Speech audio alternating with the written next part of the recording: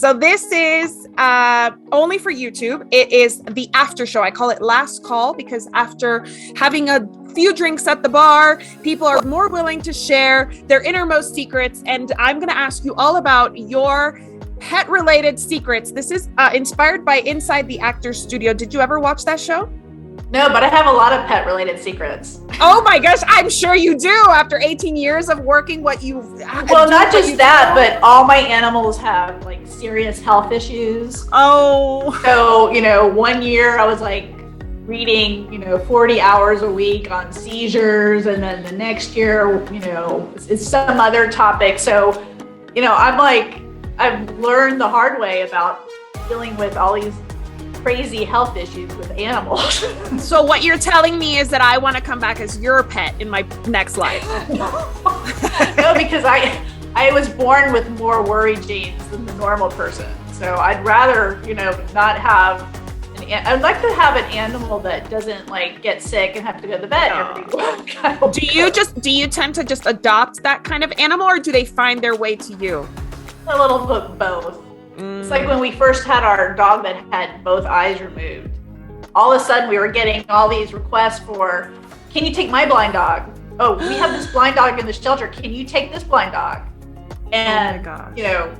They kind of find you. So. Oh, I bet they find you. I bet they do. All right. The first question is favorite breed. Rescue. Rescue. It doesn't matter. Your dogs run the gamut, size, breed. Yeah, I have to say that since I've gotten older and I can't lift things that are like 80, 100 pounds, that I've evolved from really, really big dogs to like really small dogs that I can like carry around when they're sick. Mm-hmm. So I have to say smaller rescue dogs, but I do love, being able to spend time with the large, big, the ones that you want to hug their face. Yes. The big squishy faces. All right. This is a question that I ask to normalize that not all breeds are for all people. So what is your least favorite breed? I'm not going to say it's not my favorite breed, but I can tell you that I get dismayed when I see people adopting all these smushy face little dogs because they have such crazy health problems. And a lot of people who adopt these cute little Frenchies don't have any idea how much healthcare is involved.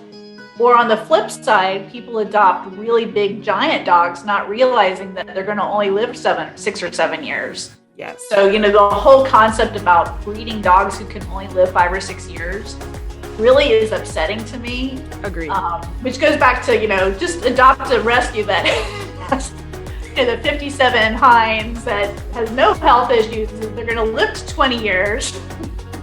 Yes. Okay. So I have a Heinz 57 dog. His name is Titan. And he has a degenerative disease right now where he is like kind of losing feeling in his hindquarters. So he gets weak. He is 14 and a half. I did genetic testing on him and he has 0 genetic markers for any kind of disease that I have to worry about. Literally 0. He is that, he's like super mutt because he is that mixed and that whatever, that, the survival of the fittest genes. If you ever get to the point where you probably have already gone down this path, but rear wheel carts, Adequan injections, Medicam, water treadmill, laser, acupuncture are all really good solutions. And yes. As a matter of fact, we had one of our pet insurance companies covered 80% for one of our dogs to get acupuncture, laser, and water treadmill 3 times a week. Covered it 100%. Goodness. We're so lucky. We ended up with a veterinarian that has the only laser in town. So like just before we even had this situation arise, she used it for a spider bite that he got. Oh, wow. And the laser's amazing if you haven't. And we got lucky that when he was diagnosed with this degenerative disease, they thought it was degenerative myelopathy. It is not. It's something different, but it is degenerative and it is nerve related. But he started getting laser and he had acupuncture, but our acupuncturist, the only veterinary acupuncturist, retired. So she gave him, she cared for him from February to August. He did great. He's maintaining really well. He's still on Chinese herbs. We still do, supplementation, giving him the best food we can, et cetera, but he's doing great. 14 and a half. And he's a big dog. He's about 55 pounds. Well, if you can try the water treadmill thing, it's really fun. We don't have anything like that Oh, here you in don't? El Paso. Well, Yeah. a warm pool, a warm pool will work. There's probably indoor YMCA pools that maybe you can sneak them in. I have a soaking tub and I've thought about it, but like you said, I don't know that I can pick him up and lower him without hurting myself. So we've thought about doing that, but maybe my husband can do it because I don't definitely make the water too hot. But it's really funny because this one veterinarian that we used, they had just gotten their water treadmill in, and we had this big blind lab who was one of their first clients, and he was also it's really funny. He was the first to poop in their water treadmill. And we're all standing around, and these people who are maintaining the water treadmill are all excited about it. And we're like, why are you guys excited? Because, we read all the instructions about what we're supposed to do. So we are excited because we're going to do this. Right. They get to troubleshoot their training. On, and they drain it. And we're like, this is really disgusting.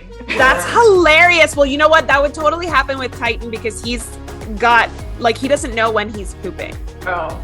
You know what I mean? Like he walks and it falls out. Like this morning he was eating and he realized once one little nugget was already out. So then he's running to the door and more is coming out. And my kids are like, Titan's pooping. And I'm like, that's old age, man.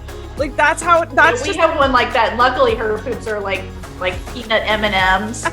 So we just, pick them up with our Kleenex and flush them down the toilet. I don't know that would be good here because I have a 1-year-old and a 4-year-old, so they would step all over that. Luckily, these are big enough that we see them from far away. We've only missed 1 or 2, and my little one comes and is like, "Here, mom, there's a Pekka." Those would be crazy, but luckily he has very solid stools, and that's very good. That is definitely a blessing. Oh my goodness! That's all our conversation every morning is what are the poops looking like today? Every day. Did you find poop? No, I didn't find poop. Oh, good job, Tai. You made it out in time. All right, next question. Do your pets sleep in your bed? Of course. Of course. All of them? All 5 of them?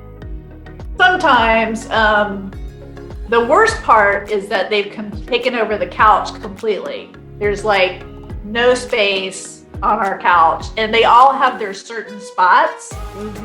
And having 3 dogs that lived in puppy mills, they are they have to be on a routine and a schedule. Right. So once they've established their spot on the couch, that can't change. Exactly. They literally have panic attacks if you try to move them to a different part of the couch. Right. So, it's I get lucky if I can have a little part of the couch, or if I have to sit on the beanbag on the floor. Yes. I feel your pain because between my kids and my 3 dogs that they all like the couch, I'm like, guys, I guess I'm doing dishes because there's nowhere for me to sit. So I'll just stand at the sink and do dishes and watch TV. I totally feel your pain. The other problem is my husband thinks that wherever a dog lays down, there needs to be a bed. So there's just beds everywhere. Yes, and they're still on your couch. Yeah, it's kind of ridiculous, and you can't take them to TJ Maxx or Home Goods because look at all the beds on sale. Oh my gosh! I don't know how many 300 beds, and you can't give them to people. I mean, nobody wants a used dog bed. That's hilarious. Well, I don't know. Maybe in a buy nothing group, somebody might want an extra bed that's in pretty good shape. All right, who or what wakes you up in the morning? Is it one of the dogs? Well, they all get up to eat and go back to sleep. Okay. So, yeah. Well, you were telling me that you have a little enclosed tent for them to go potty. Yeah. Well, when we lived in Florida, we actually built a giant, you know what catios are? Yes. We had a doggy-o, and it was all screened in, and it had a pretty decent sized artificial turf area. And it was really just for the dogs, but everything was underneath this. But the hawks and owls and everything, they would look down and cry because they see little dogs running around. And here we don't have that. I mean, people are like, in California, we don't do screen in things here. They just, they think you're crazy. So we put a tent together, and we have the artificial turf in it. We've got a heater, we've got Christmas lights inside. So, you know, when it rains or it's cold or, you know, whatever. We had did this at a house that we lived in Tennessee, and we were so worried that we were going to get like a nasty call from the HOA because it just did not look very good. So it just was, you know, this big tent on the side of your house. That's hilarious. During the winter.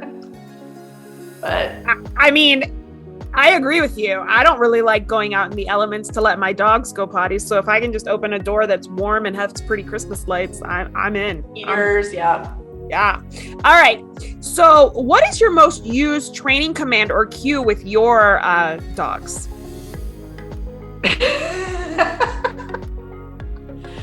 My dogs are not trained. I only have one that knows how to sit. I've got 2 that are deaf, 1 that's blind. I mean, do you use hand motions with the deaf dogs? I've done that with 1 dog, and I think hand signals are great, but our dogs are just very, very food motivated. Oh. So if I need them to do something, then I will get the treats out. Yep. And that usually works, but it also can create bad habits. As an example, I have 2 dogs that know that if they go to a certain room and bark, my husband will show up with the treats. So they've trained him. It's not a matter of us training them, because that probably will never happen. And I've read like everything I can find online about training dogs and, you know, behavior, and like I've kind of just given up. They just, you know, we're just living in their world. Yes, same. I mean, I just like every day we sit down to eat. Every day they beg at the table. Every day my kids reinforce the begging by giving them food or dropping them their food right on the floor. So it's like reinforcing the begging. And I've given up. I'm like, this is our life. Yeah. This is our life. You know, as long as their poops can be picked up, I'm good. Exactly right. What is your least used training command or cue? Something that you have heard of people using that you won't use, something that you wish you used more. I don't, you know, it's interesting. We had once spent hundreds of dollars with a trainer who basically said, don't use their name. He said, yeah, if you use their name, then, you know, that's not a good way to train them. And so, and it's just, you know, out of normal character. If I have a dog that has to wear a belly band, because if you turn your head, he will try to mark on stuff. Only when you turn your head. He's like Dennis the Menace. And so, you know, out of common sense, I'm always like, Wally, we're just trying to catch his attention. But, you know, I'm trying to train myself based on what I spent all this money on this guy who said, don't use their name. He said, oh, you're supposed to use a different command, you know, go sit or go do this or go do that. And what if you have multiple dogs and one's already sitting and the other, you're going to confuse everybody. I'm a Radar, Titan, Kira. It's just amazing though. This dog, he doesn't just lift his leg, he lifts his whole body. Oh my gosh. And when we're on walks, people think, oh, that's so cute. I'm like, it's not cute. No. Because I have to go home and wash him every single time. Yes. Oh no, he pees on his legs. All over him. Oh, my sister has a dog that pees on his legs. We think he has some kind of malformation in his hindquarters because he'll like lift his leg, but he like pees on the other leg, and it's always. And he's a schnauzer, so he has long hair, and it's kind of gross. I can't tell you, I don't know anything about jewelry. I don't know anything about shoes or clothing, but I know I am the expert on pee and poop.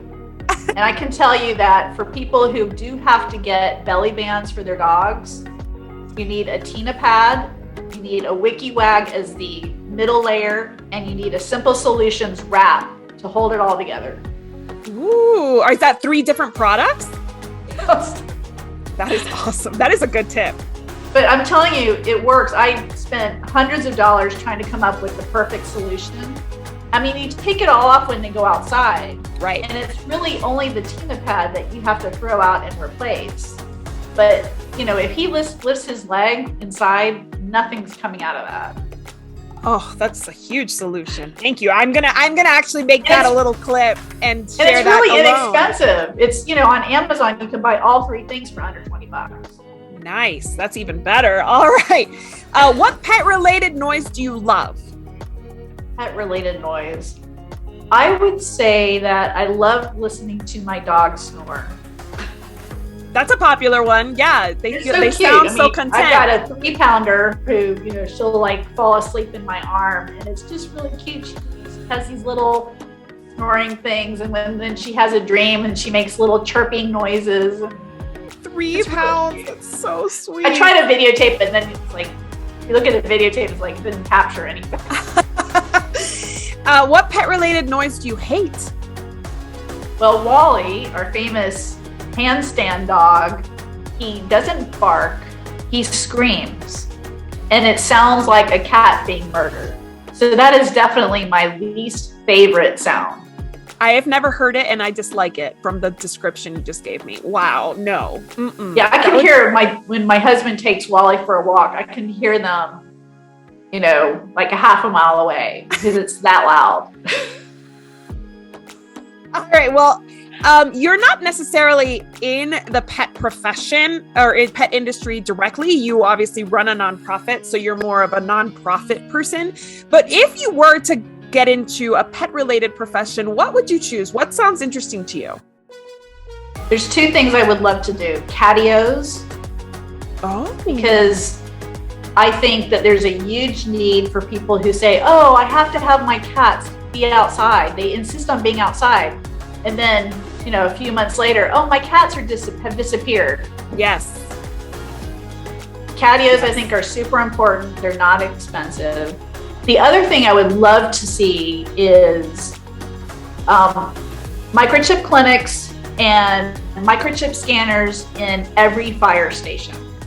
Because fire stations are open 7 days a week, and people can just take a found cat or dog, get a quick swipe, and then the animals don't have to go to the shelter because the shelters aren't open 7 days a week anyways.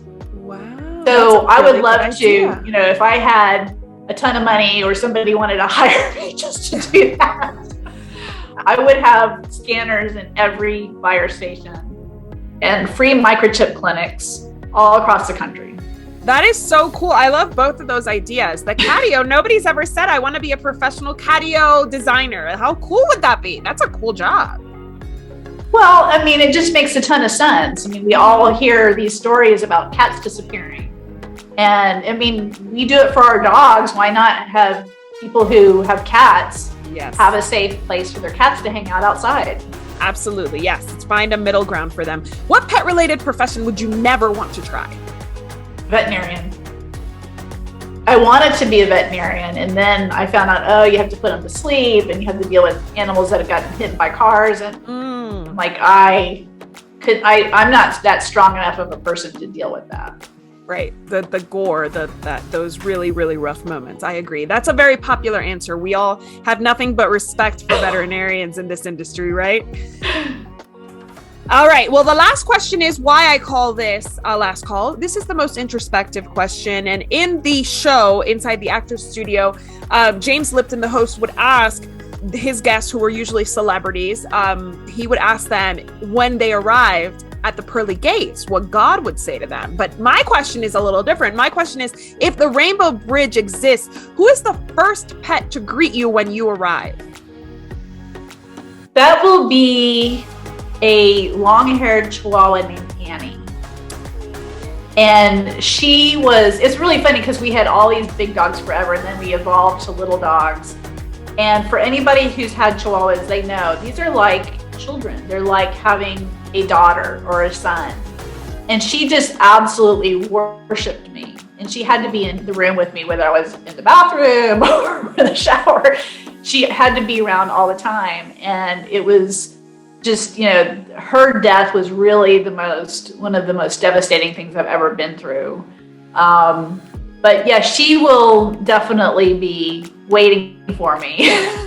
So the other dogs are going to be rolling around on goose poop or looking for sandwiches. They'll all be behind her waiting their turn. Yeah, Well, they're. Why do you say that they're like having a child? They're just needy like that? They're not quite as independent as other breeds? I think that first of all, I think they're incredibly intelligent. Yes. Very intelligent. My 3-pounder Chihuahua probably, she can't speak obviously, but she probably knows about 100 different words. When I say something, she knows what I'm talking about. Mm-hmm. And she tries so hard to understand what I'm saying. But, they just have this amazing bond with you. And I accidentally took somebody's Chihuahua in because they had to move to Hawaii and they had to establish residence there before they could take their Chihuahua.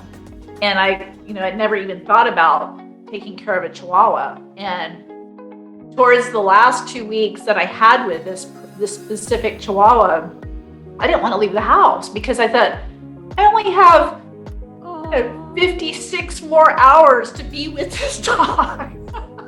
That's so sweet. And it's just, it was such a life-changing experience to take care of a dog like that because, again, they are incredibly smart. And I follow a couple of Chihuahua groups on Facebook. One is in Canada, and they all have rescue Chihuahuas. And it really is so different to see the stories that they tell versus some of these other, breed groups. Because the animals are really so smart and they're so expressive and they really bond with their humans. So I think everybody who loves dogs should at least have a Chihuahua once in their life. You know what's so funny is I live in El Paso, which is right next to Juarez, which is in the region called Chihuahua, Mexico, right? So Chihuahuas are really big in this area, and I definitely want a Chihuahua next. That's why I was asking you more about them. I have 2 big dogs, 1 small dog. Titan and Radar are seniors, like pretty far in their lives. And Kira's about 8, so she's still a senior, but she's not quite as old as they are. So I know that in the next 5 years, I may have the opportunity to adopt Chihuahuas can live to 18 to 20 years. Well, you know what's funny? My Heinz 57, when I did the genetic testing, he's 18% Chihuahua and he's 55 pounds. Oh, wow. The only problem with small dogs that I've learned the hard way is you have to brush their teeth every day. Yes. Radar is going in for his dental because we have not done that. And you can smell his mouth from a mile away. It's disgusting. Yeah, and I know he's going to need extraction. Use little Q-tips with the toothpaste. And then we have an enzymatic gel that we put on their gums at night. Yes. But, dentals are expensive. Yes. And, with little dogs, if they don't have good dental health, then it can affect their heart. Yes. So, and they often have many more extractions than bigger dogs, right? Because their teeth, the decay is pretty extensive by the time that it's discovered. Well, that's why you see all these pictures of Chihuahuas that have jaws that, are hanging out because they've had so much oral healthcare problems, and people who adopt them or have bought Chihuahuas are not keeping up with the maintenance that's required to keep them healthy. Right. Well, thank you so much for taking the time to chat with me. I'm going to let you go. Thank you again for being my guest. And if you need a Chihuahua, I will help you find one. Yes, I say in 5 years. I'm thinking 5 years down the line. There'll still be Chihuahuas in 5 years. Exactly. All right. Well, thank you again. I have the best rest of the week. Thank you so much. Have a great day. Thank you. Take you care. too. Bye-bye. Bye.